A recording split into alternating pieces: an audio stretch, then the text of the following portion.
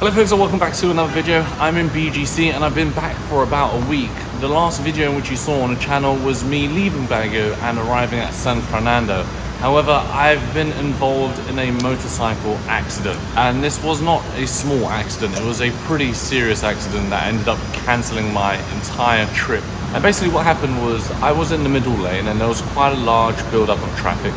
I was going straight on, and from nowhere a driver from the right-hand lane, i.e. the slowest lane here in the Philippines, decided to make a full U-turn, crossing from the slowest lane, past the middle, past the quickest, and then trying to get onto the other side. So he was trying to make a U-turn on a 3-lane highway here in the Philippines. But the moment he crossed into my path, I did see him and I did try to avoid him, but it was just too quick, and I tried to steer away, and then unfortunately my motorbike, the right side of my motorbike, went into it, and it's pretty much kind of like destroyed all the plastic panel on the right hand side. And speaking to Darwin, I believe it's going to cost between 10 and 15,000 pesos of repairs. Now, as I tried to avoid the car, I ended up going from the middle lane all the way onto the other side, the oncoming lane, and the impact was insane. I was screaming for about 3 minutes in pain because I basically went into the car with my shoulder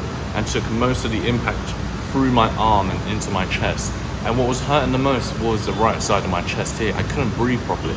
I was seriously winded, and it's like somebody had stabbed me in my chest. That's kind of like the pain that I felt. It was really severe. Now, due to the severity of the accident, I wanted to call the police, and so did the driver. And so the police came, and we ended up going to the nearest police station in the area.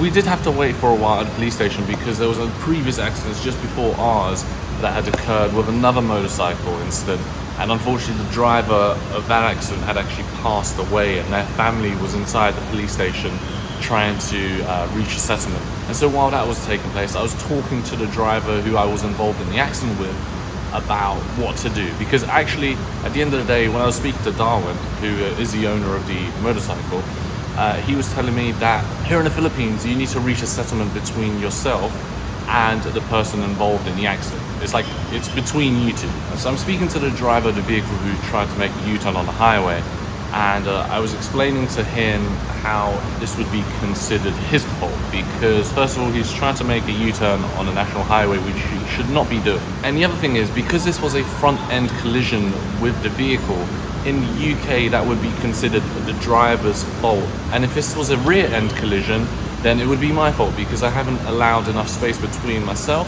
and the car in front. Anyway, so I tried to explain to the driver who I went into that it's ultimately their fault and they should take responsibility. However, he didn't want to. And so we waited until the police officers were finished discussing the previous accident that happened. And then about 1 or 2 hours later, we finally go inside the police station and we begin explaining the exact same story that I just told you guys. So the police don't take any particular side in the Philippines. They don't correct anybody if it's right or wrong. They just file a police incident report, and then based on that report, either party can choose to take the other party to court, which is a very long, tedious process because then I have to get lawyers involved, they have to get lawyers involved, etc. And then this is probably not going to get settled for like a number of months. At the end of the day, I couldn't be bothered. I was like, you know what, it's only 10 or 15,000 pesos of damages. I'll just pay for it myself and I'll walk away and I'll just drive back to BGC. My bike and the person's vehicle was insured, but they were insured under LTO, which is I think the Land Transportation Organization here in the Philippines. Apparently that LTO insurance is the minimum required for you to be able to drive on the roads here in the Philippines. So any damages, etc. is going to be impossible to be able to claim through them. Right after that incident, I almost got involved in the same incident. Once again, another car just decided to pull out and make a U-turn. Driving here in Luzon in particular is just so dangerous. Like, no matter how careful you may be, you really can't control how other users drive here on the roads. Now, I think it's been about over a week since that accident, and I'm still dealing with chest pain. The first day wasn't so bad on the day of the accident, but the next day it was pretty bad. I found it very hard to breathe. I couldn't cough, I couldn't sneeze, I couldn't laugh because the pain in my chest was quite severe. However, with time, it's gotten better and better and better and better, but there's still a residual pain in my chest. Now, I'm just wondering if there's something wrong with me because of that accident, or if it's just gonna take maybe a while for it to fully heal. But good news, my mobility isn't hindered in any way. I've been hitting the gym, I've been hitting the weights, etc. So it hasn't really impacted my ability to move. And you know what, yesterday I realized the small little abrasive burn I received on my ankle from the incident, that hasn't fully healed yet. And I was like, if that hasn't fully healed, and that only got like a small little scrape, then of course my chest and my shoulder, which took most of the impact in that collision, would still probably need a little bit more time to heal. And so I think I'm probably good. I think within a week or two, I should be feeling just fine. But anyway, it's a very dreary, overcast day here in BGC. It rained earlier, and now the rain that fell is slowly evaporating and making it really uncomfortable and humid outside. So I might head into a more cool down, and let's see what I get up to for the remainder of this video. It's actually so good to be back in BGC during the monsoon season because it's been raining really heavily. And what I like to do is, if I'm ever visiting like a nearby mall, etc., I like to go through the secret passage, which goes up there, goes all the way around there, through Xyla, through Uptown Parade on that second level, and it leads you directly into Uptown Mall without a drop landing on your head.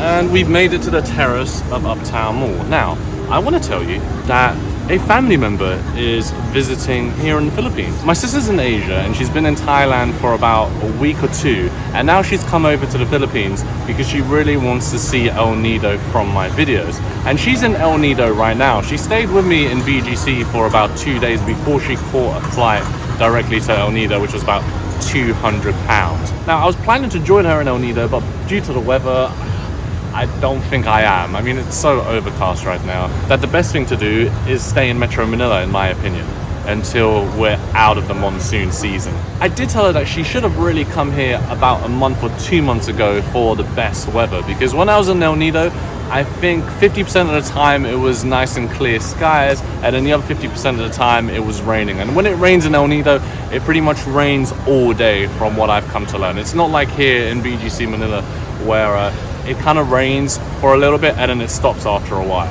So she's going to be in El Nido for a couple of days, then she's going to fly back to BGC and then fly out of the Philippines. So maybe if you guys want to see my sister in the vlog, etc., maybe I'll make a video with her. Let me know in the comments.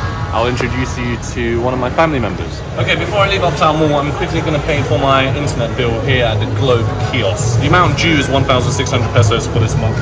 So I'm going to quickly pay it now. And I'm going to use this little kiosk machine to pay via cash. That's 1,000. Another 500 here. And then 2 more hundreds.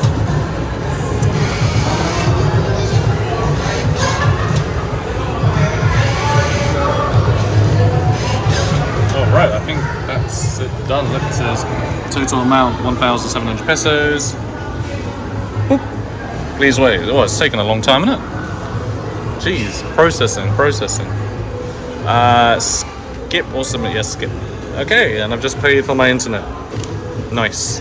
And then to pay for my electricity bill, which is a 2-month bill, I've come to Marketplace on the basement floor here in Uptown Mall, where also the Globe kiosk was located just over there. You gotta come to the express checkout here. 10,823. Yeah. It's cash only. Money is withdrawn. Time to go pay Morocco. Ugh. Hello again, ma'am.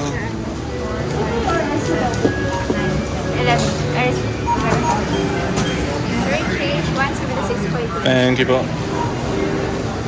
Alrighty, bills are paid. In the space of about a couple months, the rate per kilowatt hours has jumped once again from 11 pesos per kilowatt hour to 12.3. It's like every couple months it keeps going up by like 10%. Well, thanks. I just finished eating at Uptown Mall. I'm now going to head home because it is pouring down now. And so I'm going to wrap up today's video here because there's not much more I can do. But folks, if you enjoyed today's update video, make sure you subscribe to the channel, like today's video, and share it with friends and family. And I will see you in the next video here on the channel. Many thanks for watching, guys. Take care, and bye for now.